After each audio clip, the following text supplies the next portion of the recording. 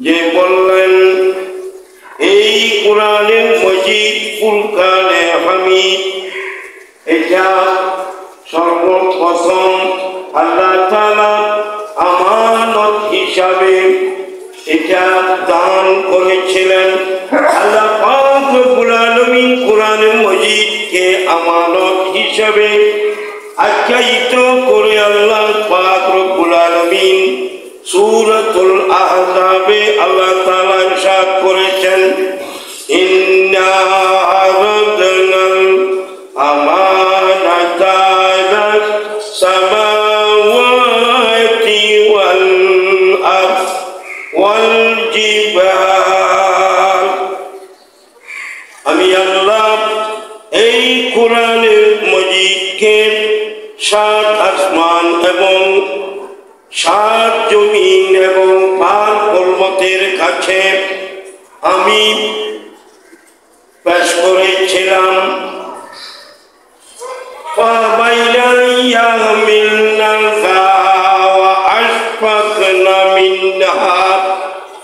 এই আমানতের দায়িত্ব কোরআনে মজিদ এরা সবাই একে সবাই অস্বীকার করেছে, আমরা এই দায়িত্ব পালন করতে পারব না। শেষ পর্যন্ত ওয়াহামলাল ইনসান,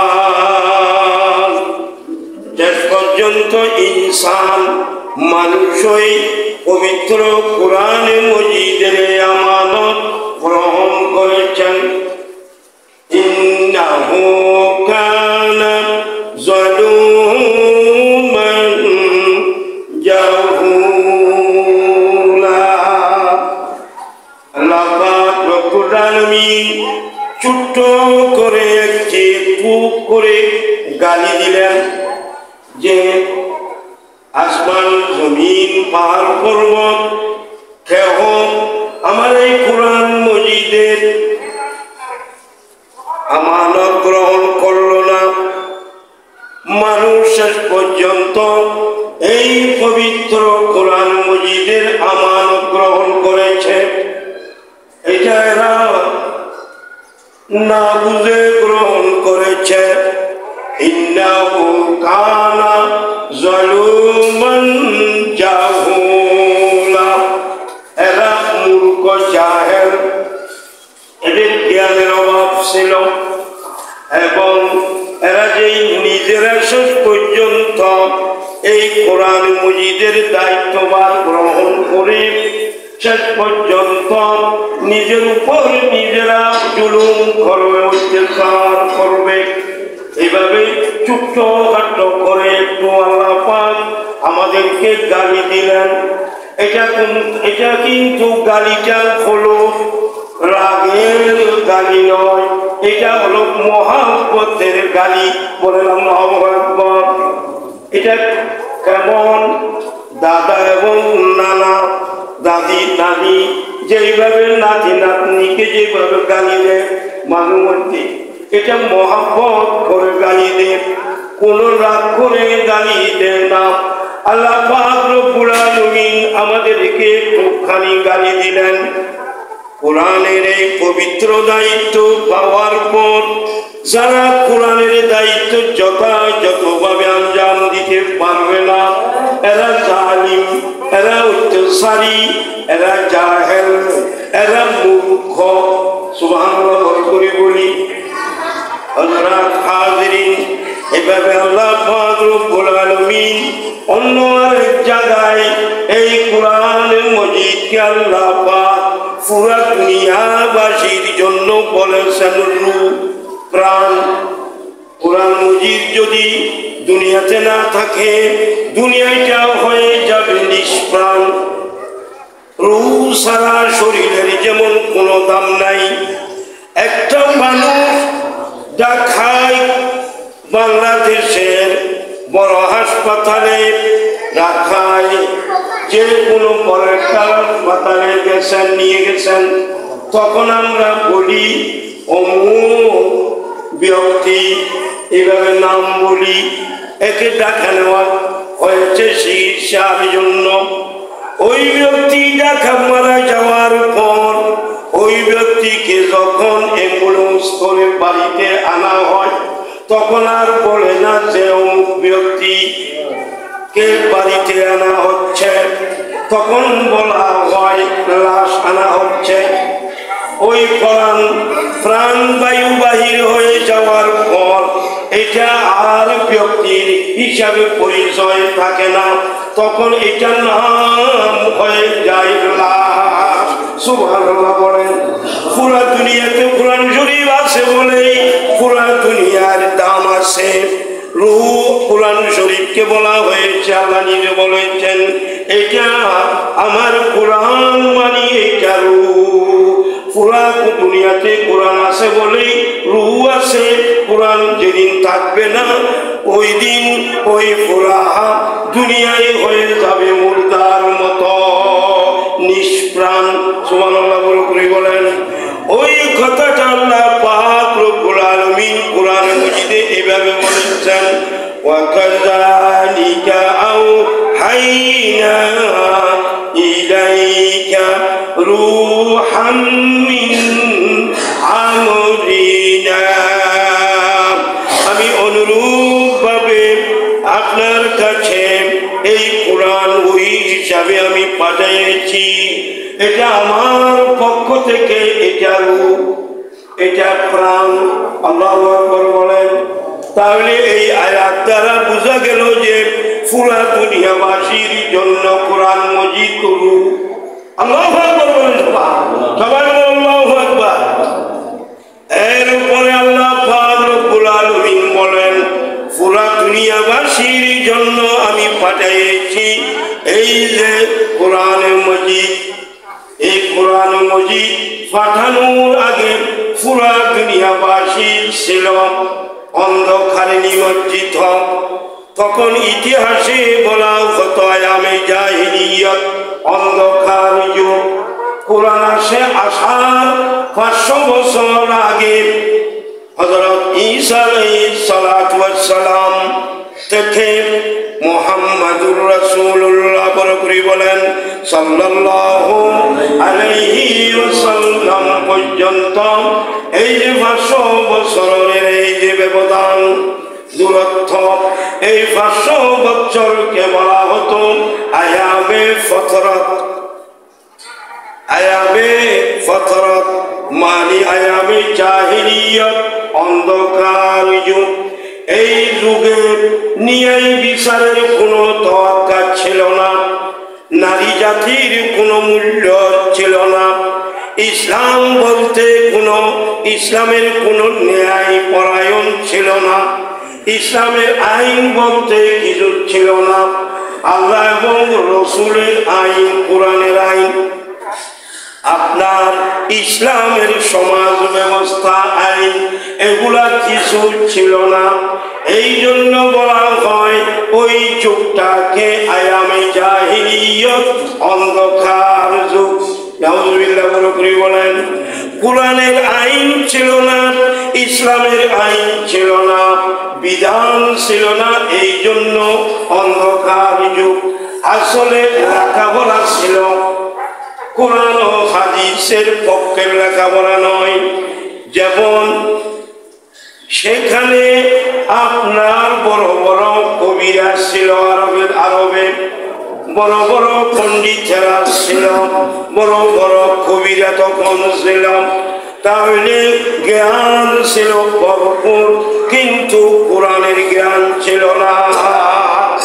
কোরআনের জ্ঞান ছিল না। এই জন্য বলা হতো অন্ধকারের যুগ। সুবহানাল্লাহ বলি। এখন ওই অন্ধকারের যুগ আল্লাহর প্রিয় নবী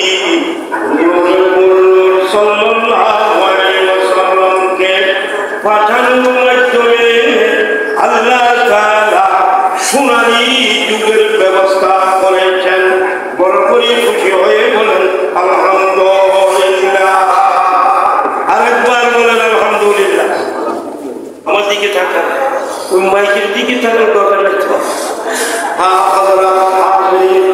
সম্মানিত হাজিরিন মজলিস, আল্লাহ পাক রব্বুল আলামিন কত সুন্দর করে ইরশাদ করেছেন, সারা বিশ্বব্যাপী এমন একটা যুগে পরিণত হয়ে গেছে, যেই যুগে মারামারি কাটাকাটি, যেই যুগে উন্নতির চেয়ে অবনতি বেশি। উন্নতি আছে, সাথে সাথে দুর্নীতিও আছে। দেখুন আমাদের বর্তমান বাংলাদেশে উন্নতি যেভাবে আছে, দুর্নীতিও আছে। আছে কিনা বলে? ঠিক মুহাম্মাদুর রাসূলুল্লাহকে আল্লাহ পাক রব্বুল আলামিন বিশ্ববাসীর কাছে পাঠানোর আগে ভাষা উন্নতির ছিল, আবার ইসলামের ছিল অবনতি, ইসলামের ছিল দুর্নীতি, সুনীতি বলতে কিছু ছিল, মহিলাদের প্রতি দুর্ব্যবহার, ভালো মানুষের কোনো দাম ছিল না তখন আগে। এই জন্য আল্লাহ পাক রব্বুল আলামিন অপেক্ষা করে রয়েছেন, ইন্তজার করে রয়েছেন আমার প্রিয় হাবিবকে আমি সৃষ্টি করেছি সবার আগে, কিন্তু আমি পাঠাইছি সবার পরে। আল্লাহু আকবার বলেন। হাদিস শরীফে আছে, রাসূল পাককে সাহাবায়ে কেরামরা প্রশ্ন করেছিলেন, হুজুর আপনার বয়স কত? আপনার বয়সে আপনি বেশি নাকি আদম আলাইহিস সালাম বয়স বেশি? আমরা সবাই জানি হযরত আদম আমাদের সবার আব্বা। এখন আপনার আব্বাকে, আপনার আব্বা আব্দুল্লাহ, মা আমেনা, এটাও আমরা জানি, কিন্তু নবী হিসাবে আপনার আব্বা বাবা আদম, এটা না? বললেন বলকে প্রশ্ন যখন করলেন আপনি বড় নাকি আদম বড়? হুজুর তখন হাদিস শরীফের মাধ্যমে হুজুর উত্তর দিলেন যে কুনতু নবিয়্যা ওয়া আদম বাইনাল মাই ওয়াত তিন। আমি রাসূল তখন থেকে নবী, যখন থেকে আদম আলাইহিস সালামকে আল্লাহ তাআলা পৃথিবীর বুকে সৃষ্টি করলেন। বাবা আদমের সৃষ্টির আগের থেকে আমি নবী। আল্লাহু আকবার বলেন। তাহলে আমার বয়স বেশি, আদম আলাইহিস সালামের বয়স বেশি। কিন্তু এই যে নবী হিসাবে আমি আগে, কিন্তু নবুয়তের দায়িত্ব বুঝিয়ে দেওয়া হয়েছে। আমি যখন 40 বছর একদিন হই সোমবার, তখন নবুয়তের দায়িত্ব, নবুয়তের শ্বাস আমাকে বুঝিয়ে দেওয়া হয়। আলহামদুলিল্লাহ বলেন। 40 বছর এক মাস বা একদিনে আমাকে নবুয়তের দায়িত্ব দেওয়া হয়। তাহলে আমার বয়স বেশি, কিন্তু নবী হিসাবে আল্লাহ পাক আমাকে পাঠাইলেন সবার পরে। আল্লাহু আকবার বলেন। হাদিস শরীফে সেটাও আছে, আনা খাতামুন নবিয়্যিন, আমি সর্বশেষ নবী, ওয়ালা নবিয়্যা বাদি, আমার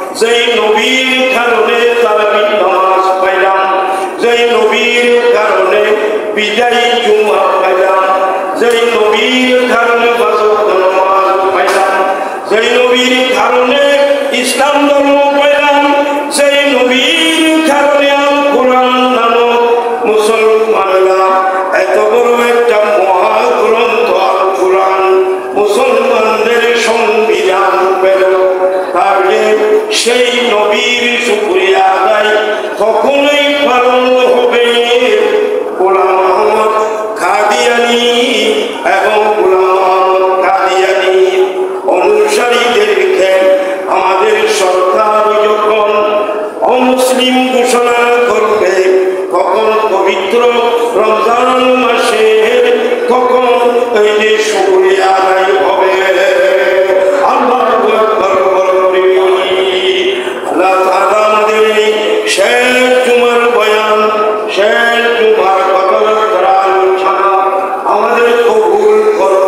সবাই বড় করে বলি আমিন। আর একটু বড় আওয়াজে বলি আমিন।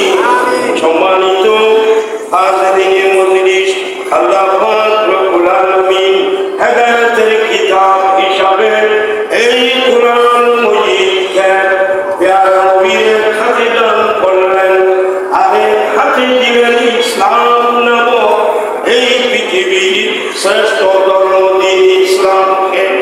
কেন দিলেন? আল্লাহ পাক সূরাতুস সাফ নামক ওই সূরাটিতে আল্লাহ পাক বলে দিলেন, আমার নবীর হাতে ডান হাতে দিলাম আমি কোরআন মজিদ, বাম হাতে দিলাম ইসলাম। এই দুইটা জিনিস দিয়ে দায়িত্ব আমার হাবিবকে আমি দায়িত্ব দিলাম। দায়িত্বটা কি? এই ইসলাম ধর্মকে প্রচারের দায়িত্ব। ইসলাম ধর্মের আপনার সারা পৃথিবীবাসী পৃথিবীবাসী মানুষের কাছে ইসলাম কি জিনিস, এটা ইসলামের বাহক হয়ে এইটা দায়িত্ব পৌঁছে দেবে। পৌঁছে দেওয়ার পর ঘোষণা করে দেবেন যে ইসলাম ধর্ম একমাত্র পৃথিবীর বুকে শ্রেষ্ঠ ধর্ম হিসাবে সেই আয়াতটা হলো, আমার সাথে আপনারা করেন, হুয়াল্লাযী আরসালা রাসূলাহু বিল-হুদা ওয়া দীনিল হক লিইয়ুযহিরাহু আলা দীনি কুল্লিহি ওয়ালাউ কারিহাল মুশরিকুন।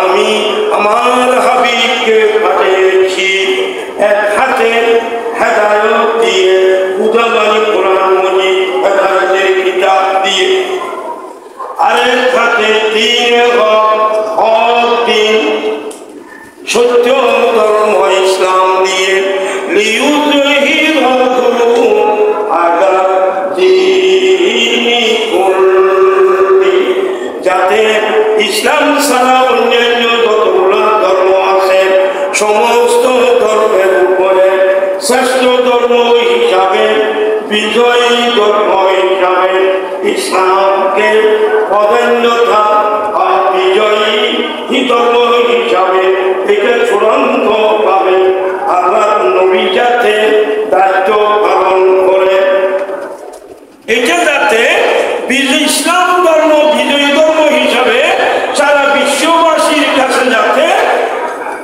ঘোষণা দিতে পারে, বাস্তবে উদ্ধার করতে পারে।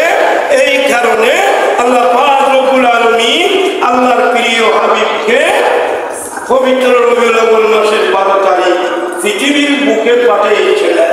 আল্লাহু আকবার। তাহলে এই আয়াতে হেদায়েতের কিতাব বলা হয়েছে। এই আয়াতে হেদায়েতের কিতাব পুরো বিশ্ববাসীকে বেহেশতের রাস্তা দেখানোর জন্য, দুজক থেকে বাঁচার জন্য, বেহেশত পাওয়ার জন্য একটা সুব্যবস্থা করে দিয়েছেন আল্লাহ পাক। আল্লাহ নবীকে পাঠানোর মাধ্যমে সাথে নবী সাথে কোরআনকেও পাঠিয়েছেন। আল্লাহু আকবার। আল্লাহু আকবার। এই জন্য কবি বলেছেন, বন যাও মুসলমানো তুম ফৌজে রাসূলুল্লাহ, বন যাও মুসলমানো তুম ফৌজে রাসূলুল্লাহ, একে আতমে তলওয়ার একে আতমে কুরআন, একে